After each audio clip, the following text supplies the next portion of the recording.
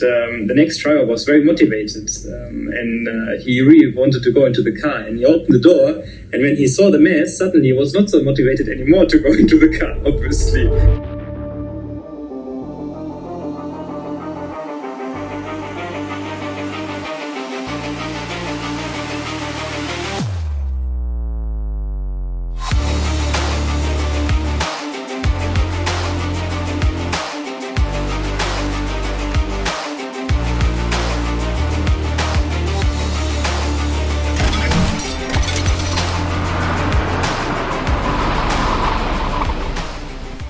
Yeah, so my name is Nico Bastian. I'm 33 years old. I started with motorsport when I was 5, and I can consider myself as a professional racing driver since 13 years now. My milestones in my career was the BMW factory contract with 21, and was now for 10 years contracted to Mercedes-AMG, everything in the world of GT3 racing worldwide.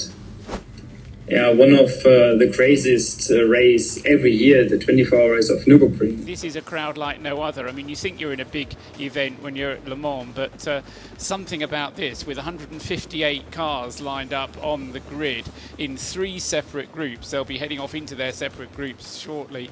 Soon going to be racing for 2019, the 47th edition of the Nurburgring, 24 hours, 58 cars in this lead group, 28 of them qualified last night, and they're already going because the red light has been extinguished. AMG versus AMG, but there's nothing Lance David Arnold can do about the Maro Engel star, the orange and black Falcon car then jumping ahead. But one story not so many people know is as obviously during a 24-hour race you share the car with teammates, and one of the teammates I was sharing the car with, I think it was 2019, he got sick. He had some stomach problems, and well, he was sitting in the car and he didn't feel well, but far from like that he was not able to drive. Now it's very, very good down the straight. The deal is, as Paul said, the 2 Mercedes behind, that's actually where the battle is. They're fighting each other.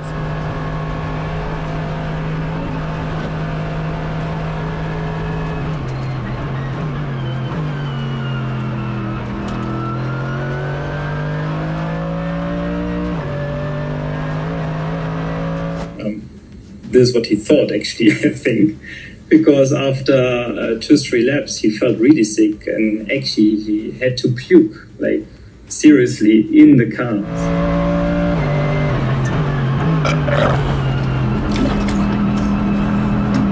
So now, as it's funny, we always say he really exploded in the car. And yeah, like, as you can imagine, everything was full. The steering wheel was full. The nets right and left, they were like really taking everything like a sponge. And yeah, so not only the fuel, obviously also the smell, as the car is 40 to 50 degrees hot inside. Yeah, it got cooked a bit, and I will never forget that. Yeah, well, obviously we tried to reach this driver colleague. I don't want really now to mention the name because he's still a bit embarrassed about this, but actually no, it's a funny story, I think. So we tried to reach him, and he didn't reply, obviously because also the microphone was full and everything was full of the puke. And so we had to do a driver change, and the next driver was very motivated, and he really wanted to go into the car, and he opened the door,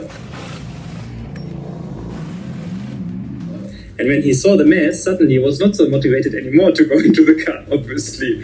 And I saw his face, and I didn't know what happened, but yeah, it was funny to see him, like, the eyes super big through the helmet, like, what the f***?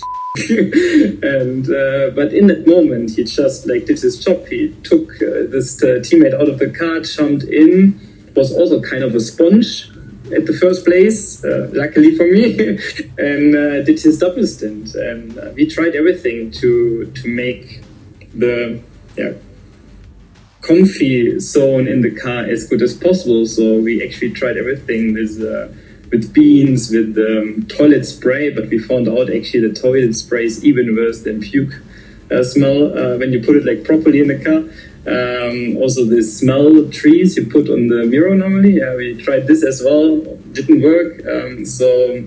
We really tried everything again, as I said.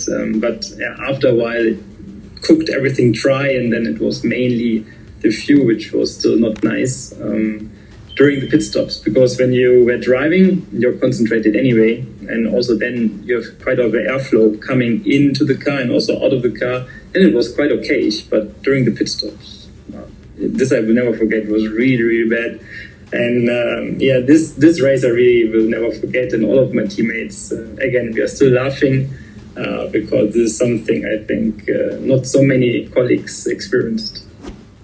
Yeah, so the first teammate who jumped into the car said, "Guys, you really have to do something, otherwise I'm gonna puke as well on top."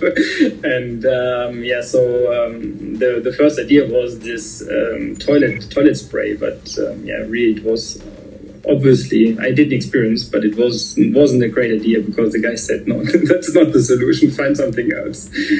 Then we put beans, but okay, obviously it's not enough time, so we just opened the doors always during the pit stop, and we put a lot of air inside with the blowers, and this was then at the end our solution to survive.